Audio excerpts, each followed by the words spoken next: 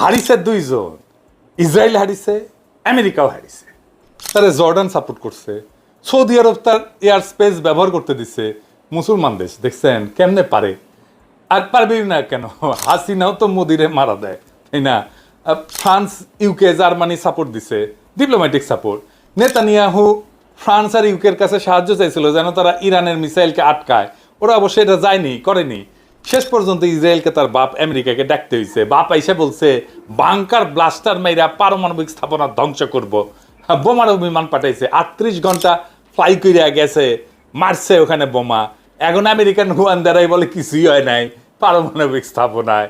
বুঝেছেন তো কি বাংলা মারলো আমেরিকা? এই যে দি টাইমস, এটা কিন্তু ওই যে টাইমস পত্রিকা না, ওই যে ম্যাগাজিন না, এটা টাইমস হচ্ছে পত্রিকা। এটা গত বছর একটা আর্টিকেল লিখেছিল, খুব গুরুত্বপূর্ণ আর্টিকেল। এটা কলে ফ্রি পাওয়া যায় না, তাই দেখাইতেছি। উনি বলেছিল যে ইসরায়েলের নিরাপত্তা ইস্যুতে নিজের সিদ্ধান্ত নিজে নেওয়ার ক্ষমতা নাই। তাহলে ওই দেশের সার্বভৌমত্ব আছে বলেন? কারণ তাকে নির্ভর করতে হয় অনেকগুলো দেশের উপরে, একটা দেশের উপরে না, একটা না। তাই সে নিজে তার নিজের সিদ্ধান্ত নিতে পারে না, নিজে অ্যাক্ট করতে পারে না। তাই হয়েছে এবার এই লড়াইয়ে ইসরায়েলের অসংখ্য দুর্বলতা ধরা পড়েছে। সে আসলে ইরানের কাছে হাইরা গেছে, গোহারা হারছে।